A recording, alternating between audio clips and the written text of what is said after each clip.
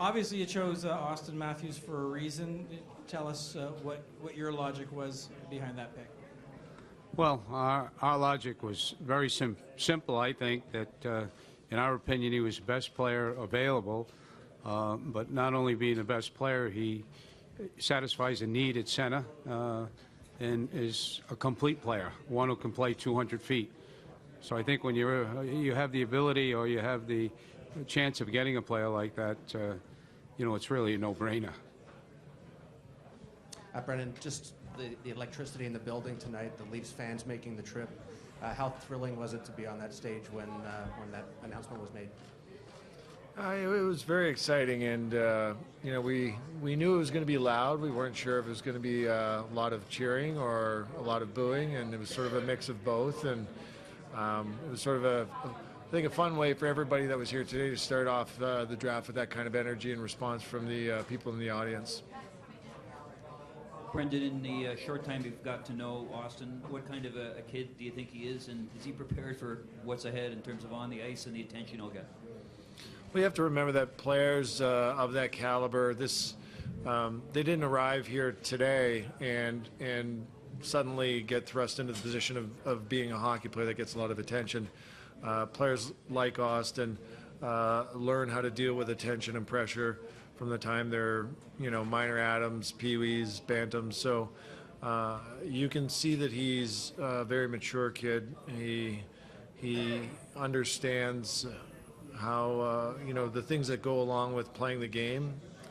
He's a respectful kid. He's obviously got a very nice family, been raised to be a gentleman. And I think more than anything, what we see when we talk to him is just someone who loves the game of hockey, who obviously had to work very hard as a youngster to find hockey, and had to really, his family had to really commit to pursue that goal. So he's impressive on a lot of fronts. Brendan, you had a chance to unveil the new jersey tonight. What stands out about the difference seeing it in its final version now? Well, I think one of the biggest goals was to have a very prominent crest, and we went to the NHL, and we expressed to them when we were designing it that we wanted it to be a little larger than normal. And I think the first one that came back, we sent it back and asked that the crest be even a little bit larger than the one that they had first sent us, the first prototype. So it's a very simple sweater where the crest, the maple leaf, our badge, is what is most prominent and most important. For both you gentlemen, how much better are the Toronto Maple Leafs today with Auston Matthews, and is the franchise finishing last? It's not a nice way to ask a question. Yeah, I do want you to. I think that today was twofold. I think this draft gave us the ability to come out of here better being up front as far as getting a talented young man who could play center, and also getting a goaltender, because it was because of this draft that we were able to get a goaltender. Lou, there were some deals. There were some deals today, Lou. What kind of day do you anticipate tomorrow, both with your picks and what may happen? Well, I thought that for the most part there was a lot of consensus selecting the way it went throughout the whole 30 teams.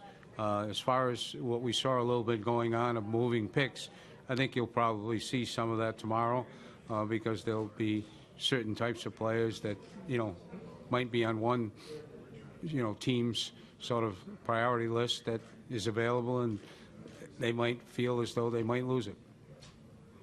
For either the two of you, was this a foregone conclusion with Auston, or how much deliberation do they actually have about which way to go with the top pick? I don't think that that's really something that matters. No matter what there might be or might not, we have Auston Matthews. He's the person we wanted, and he's our player. This team seems to have a lot of stars that have been aligning the last couple of years when you look at getting the coach that you wanted, rebuilding the minor league system, now getting the first overall pick. And I'm wondering, with free agency coming up July 1st, how active do you anticipate being with some big names available? Well, first of all, I think we've said all along, Brendan put a plan in place. We call it the Shanny plan. And I believe you said that. and They can say it, you can't say it. and I think what we've tried to do is stay within the framework of that, and we're not going to get off course. But if there's an opportunity to get better without interrupting that, we're going to do that. I think that's what transpired, earlier in the week. And for us not to do that, we would not be doing, what is the right thing for this franchise. But it's not going to be something that's just looked at or trying to do something for today. Every decision that's made is going to be for today, but tomorrow in sight, so that you don't lose track. We're not going to get off track, no matter what. Just a question for both of you. What did you learn about Auston through the process that you didn't know going in?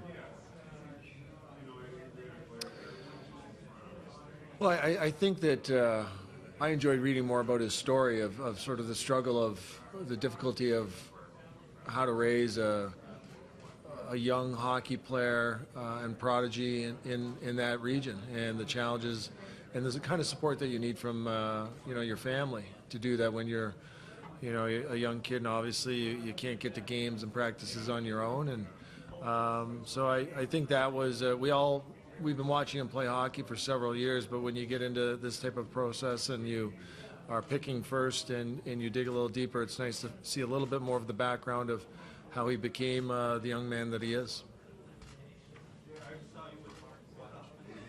Pardon me? Oh, same question. As Brendan said, I think that I had the opportunity to meet his mom and dad and spend a little time with his two sisters.